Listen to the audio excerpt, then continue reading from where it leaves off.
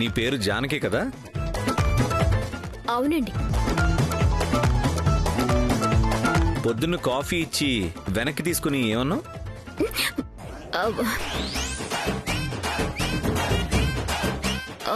సమయానికి గుర్తు చేశారండి. ఎలాగూ కోరి మరీ ఇష్టంగా పెళ్లి చేసుకుంటున్నారు కదా, ఆవిడుండగా మేం పెట్టే టిఫిన్ ఏం తింటారులేండి. మా టిఫిన్లు మీకే నచ్చుతాయి, ఆవిడ్నే పెట్టమనండి.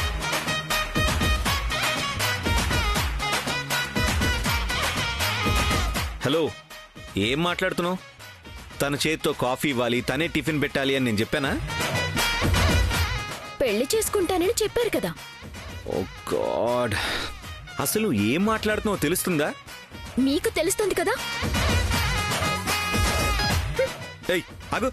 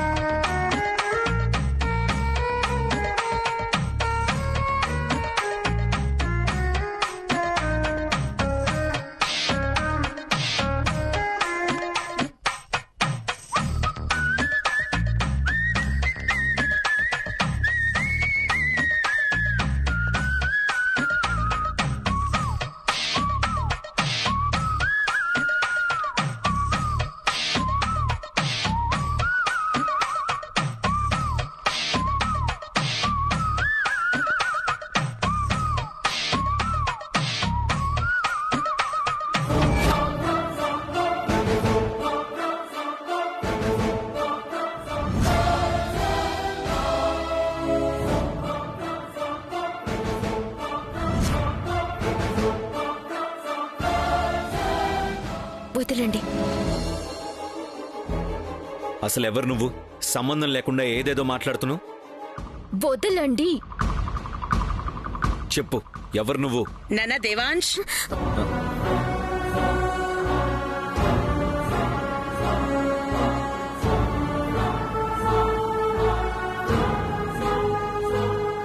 బాబుకి టిఫిన్ పెట్టావమ్మా? ఆయనకి ఇడ్లీలు వడలు వద్దంట, దోశ కావాలంట. అది కూడా స్రవంతి వేసిస్తుందిలే, నువ్వొద్దు అంటున్నారు. ఆ మాట స్రవంతిని అడగచ్చు కదా నాన్న. అమ్మ స్రవంతి, స్రవంతి. ఏమైంది అత్తయ్య? ఏం కాలేదమ్మా. అబ్బాయికి టిఫిన్ టైం అవుతుంటే పెట్టకుండా ఎక్కడికి వెళ్ళావు? నువ్వే పెట్టాలని పట్టుపట్టు కూర్చున్నాడు కదా. అవునా బావా? నాతో ఒక్క మాటైనా చెప్పొచ్చు కదా. చెప్పు, ఏం టిఫిన్ కావాలో చెప్పు. అది నాకు దోశలు కావాలంట. దోశలా? నేను చాలా బాగా చేస్తాను బావా. అత్తయ్య మీరు వెళ్ళండి, నేను చేస్తాను కదా, మీరు వెళ్ళండి. సరే. ఓకే బావా, అద్భుతమైన దోశలు ఒకే ఒక నిమిషంలో చేసిస్తాను. సరే. ఎస్, నన్ను బావ దోశలు ఏమన్నాడు. జానకి, దోశల పిండి ఎక్కడుంది? అది వద్దులే, నేను చూసుకుంటాను.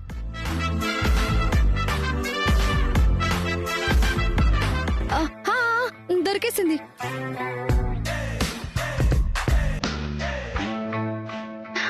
ఇంత సంతోషంలో ఇప్పుడొక పాట.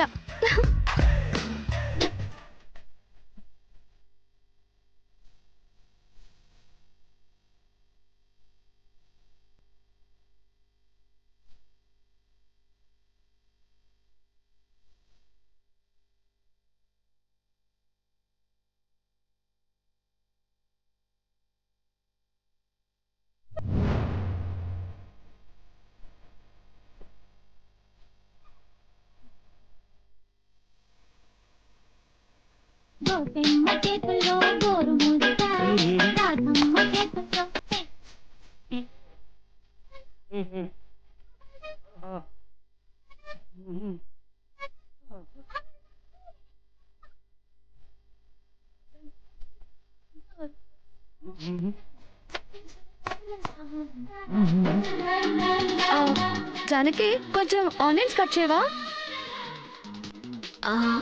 అవి కూడా మీరే కట్ చేస్తే బాగుంటుందేమో, మీ బావగారికి కదా.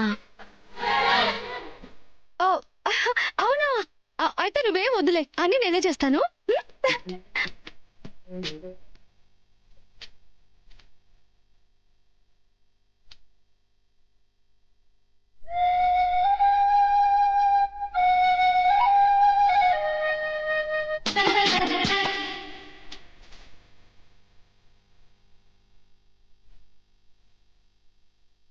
బాబా ఆనియన్స్ కట్ చేశాను. జస్ట్ 5 minutes లో హాట్ గా స్వీట్ గా మంచి దోశ రెడీ చేస్తాను.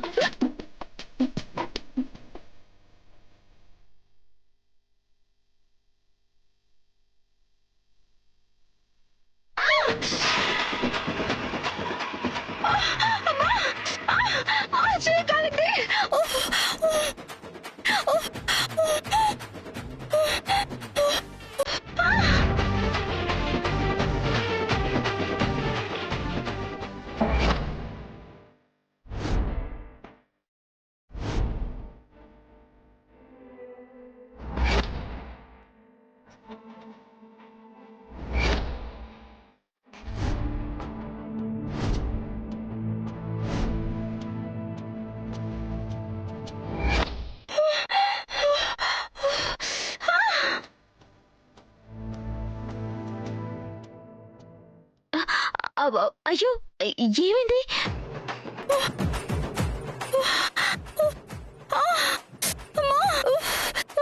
అయ్యో ఏమైంది శ్రవంతి? కాలండి. ఏమైంది? అయ్యో అవును, కాళ్ళ పెనం ఎవరు పెట్టారు? ఎవరు పని వాళ్ళు పెట్టుంటారులేండి. చూసుకోవాలి కదా మీరు. ఎవరెవరు ఏం చేసినా కొన్ని అనుకోకుండా తగులుతూ ఉంటాయి.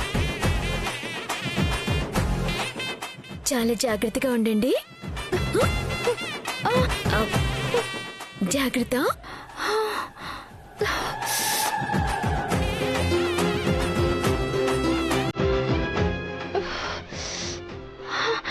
బాబా దోశలు వేస్తానుండు.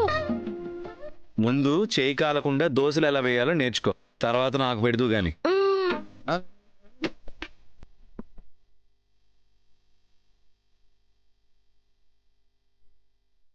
ముందు ఆ సిచ్యువేషనల్ సాంగ్స్ ఉన్నాయి కదా, అవి ఆపేసి ఆపేసి.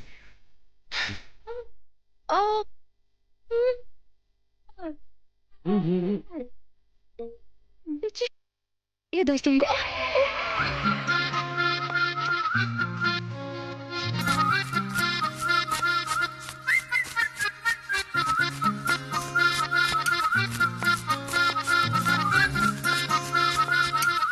టిఫిన్ చేసి వెళ్ళు బావా. తినేసి వెళ్ళండి. పొరిగడుపున వెళ్తే కడుపు మండుతుంది.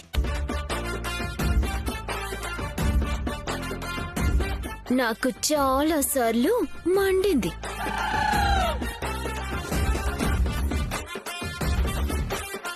నేను బయట చల్లగానే టిఫిన్ చేస్తాను, నాకు ఇక్కడ ఏమవుతుంది.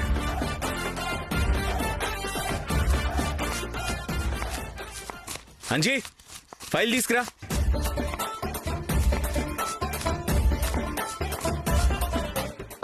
జానకి కొంచెం బర్నోలు ఇవ్వవా? ఎక్కడుంది? సరే నేను వెతికి తీసుకొస్తాను, ఇక్కడే ఉండు.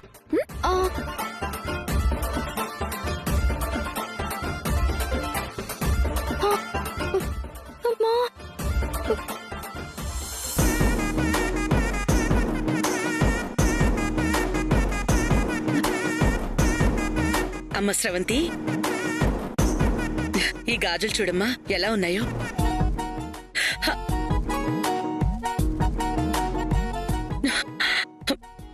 చేతికేమైందమ్మా? పెన్నం వేడిగా ఉందత్తయ్య, చూసుకోకుండా పట్టుకున్నాను, కాలిపోయింది. ఏంటమ్మా ఇది ఇలా చేసావు? ఆ బర్ణాలు ఇటివు.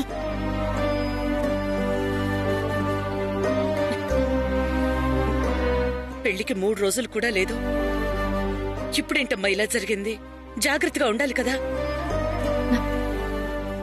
అసలు పెళ్లి జరుగుతుందా అత్తయ్య? అదేంటమ్మా అంత మాట అన్నావు?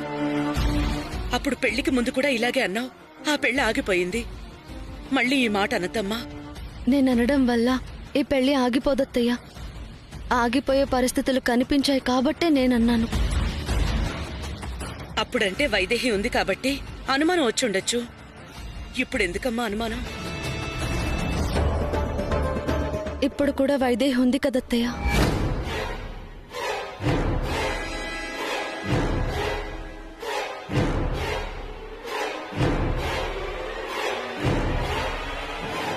వైదేహి ఉందా? ఎక్కడా? బావ మనసులో. లేదమ్మా, వాడి మనసులో వైదేహి లేదు. అందుకే కదా ఈ పెళ్లి కొప్పుకున్నాడు. గ్రాండ్గా జరగాలని కోరుకుంటున్నాడు. అలా ఎందుకన్నాడో తెలియదత్తయ్య, కానీ బావ మనసులో ఇంకా వైదేహినే ఉంది. నిద్రలో కూడా వైదేహి అని గట్టిగా అరుస్తూ లేస్తున్నాడు.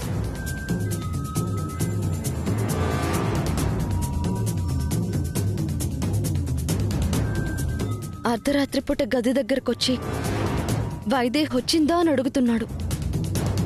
నేను ఎంత దగ్గర కావాలని చూస్తున్నా దూరంగా ఉంటున్నాడు.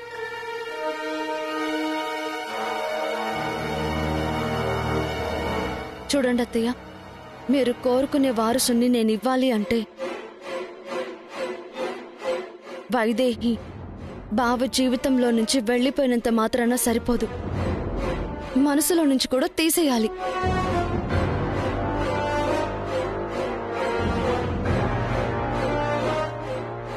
లేదంటే వారసుల సంగతి పక్కన పెడితే ఈసారి పెళ్లి జరగడం కూడా అనుమానమే.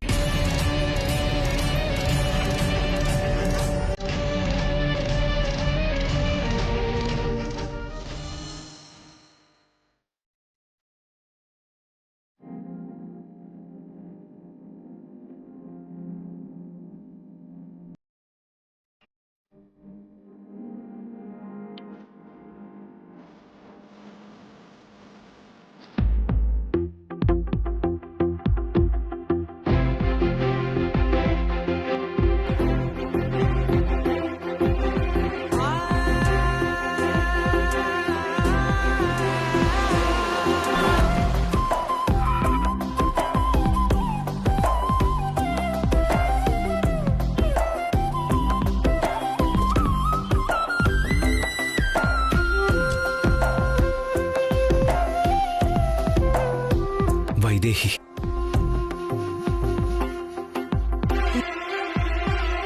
నాకు తెలుస్తుంది వైదేహి, నువ్విక్కడే ఎక్కడో ఉన్నావు, నా చుట్టూనే తిరుగుతున్నావు.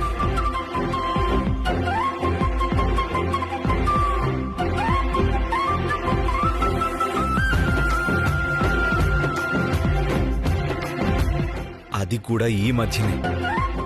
నీ ఉనికిని నా గుండె చప్పుడు చెప్పడం మొదలయ్యాక అన్నీ వింతలే జరుగుతున్నాయి. నిద్రలో నీ పేరు అరుస్తున్నాను.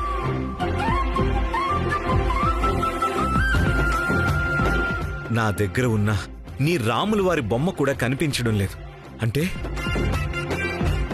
నువ్వు ఇంటికి కూడా వచ్చావా?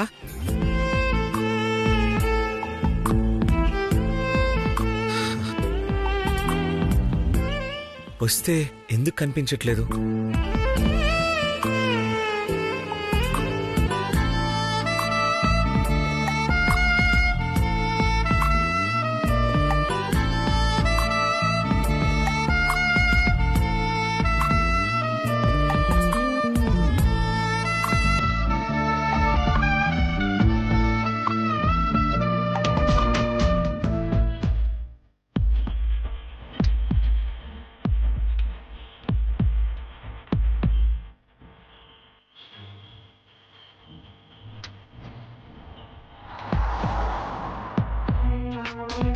వైదేహి, ఎక్కడున్నావు వైదేహి?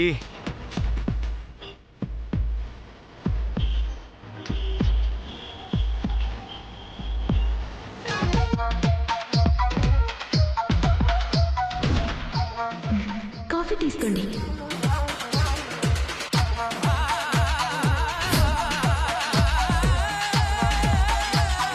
పొద్దున్న కాఫీ ఇచ్చి వెనక్కి తీసుకుని ఏమన్నా?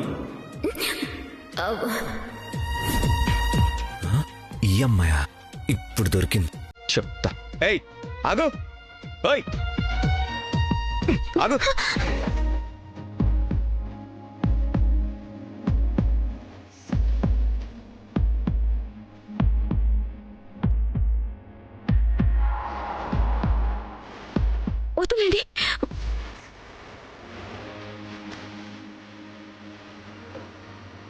ఇంట్లో నన్ను మాట్లాడనివ్వకుండా ఏదేదో మాట్లాడావు కదా, ఇప్పుడు నేను మాట్లాడాలి. నువ్వింటికే కదా వెళ్ళేది, నేను ఇంటికే వెళ్తున్నాను. కారెక్కు, వెళ్తూ మాట్లాడుకుందాం. నేనా? మీ కారులోనా? నాకంత అదృష్టం ఎందుకులేండి. పెళ్లి చేసుకుంటున్నారు కదా, కోరి మరి ఇష్టంగా ఆవిడ్ని కారెక్కించుకొని కబుర్లు చెప్పుకుంటూ వెళ్ళండి. ఏ, మళ్ళీ అదే మాట అంటావు? అసలు నీ ప్రాబ్లం ఏంటి? ఇలా అంటున్నానని ఏమీ అనుకోవద్దు. నీకు నా బాధ అర్థం అవ్వాలని చెప్తున్నాను. ఉం? నువ్వు మాట్లాడేది ఎలా ఉందో తెలుసా? నేనేదో నిన్ను పెళ్లి చేసుకుంటానని చెప్పి చేసుకోకుండా స్రవంతిని చేసుకుంటే ఉడుకుమోత్తనంతో మాట్లాడితే ఎలా ఉంటుందో కరెక్ట్గా అలాగే మాట్లాడుతున్నావు. ఒక్కసారి పెళ్లి చేసుకున్నావు సరిపోదు, మళ్ళీ ఎందుకు? మాట్లాడవేంటి? అయినా ఇంతకు ముందు మనం కలిసింది లేదు, పెద్ద పరిచయమూ లేదు కదా. ఇలా ఎలా మాట్లాడుతున్నావు? అసలు నా గురించి ఏం తెలుసని నీకు? ఏం తెలుసో మీ అంతరాత్మని అడగండి. అంతరాత్మను అడగాల? మళ్ళీ అర్థం లేకుండా మాట్లాడుతుందేంటి? ఏయ్ జానకి, ఆగు! ఏయ్!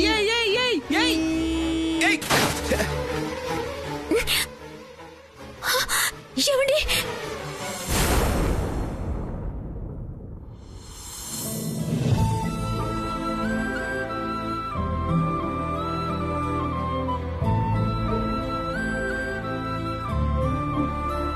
రోడ్డు మీద ఉన్నప్పుడు జాగ్రత్తగా చూసుకోవాలి కదా మనవడా. సమయానికి మన జానకి అక్కడుంది కాబట్టి కట్టు కట్టించి మరీ ఇంటికి తీసుకొచ్చింది. లేకపోతే ఎన్ని ఇబ్బందులు పడేవాడివో.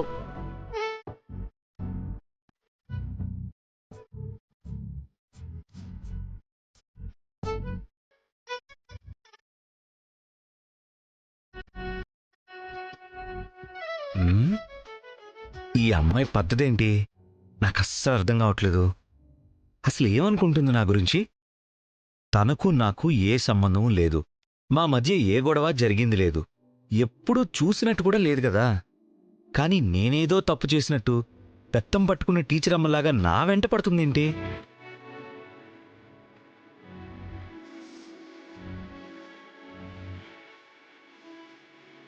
అసలు ఏం జరిగింది నాన్న? అసలు ఇక్కడ కారు ఎందుకు ఆపావు? అసలు రోడ్డు మధ్యలో నిలబడ్డవేంటి? ఏం ఆలోచిస్తున్నావు?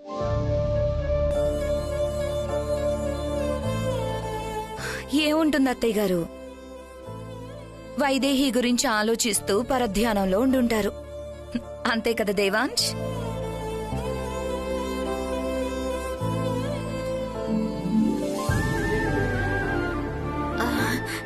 ఏమో, నాకైతే అలా అనిపించడం లేదండి. నాకు మొత్తం తెలీదు. ఉన్న 2 రోజుల్లో అర్థమైన దాన్ని బట్టి వదిలేసి వెళ్లిపోయిన వైదేహి గురించి ఎందుకు ఆలోచిస్తారు?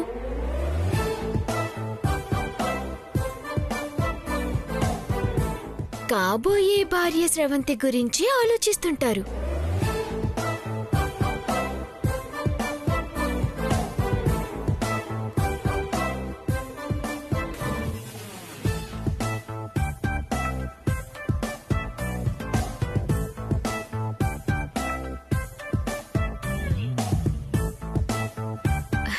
అందుకే ఆయన ఎక్కడికి వెళ్ళినా స్రవంతిని తోడుగా తీసుకువెళ్తే పక్కనే ఉంటుంది కాబట్టి పరధ్యానంగా ఉండాల్సిన అవసరం ఉండదు.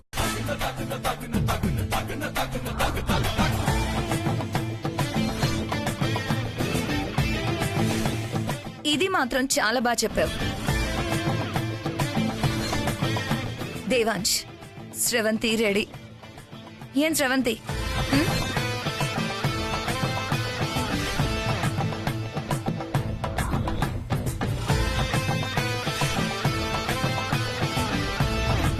రేపటి నుంచి నువ్వు ఎక్కడికెళ్ళినా స్రవంతిని నీతో తీసుకెళ్ళు దేవాంశ్. నిజమే. ఎప్పుడేమో ఆలోచిస్తాడో, ఏం జరుగుతుందో ఏమీ తెలియడం లేదు. ఇక నుంచి ఎవరో ఒకళ్ళని తోడుగా ఉండాల్సిందే. అమ్మా, ఏం అవసరం లేదమ్మా. నువ్వే ఇంకేం మాట్లాడుకో. నువ్వెప్పుడు ఎక్కడ దెబ్బలు తగిలించుకుని వస్తావోనని భయపడుతూ ఎదురు చూడడం కంటే పక్కన తోడుండడం చాలా మంచిది. అయినా స్రవంతికి ఇంట్లో మాత్రం ఏం పని? తోడుగా వస్తుందిలే.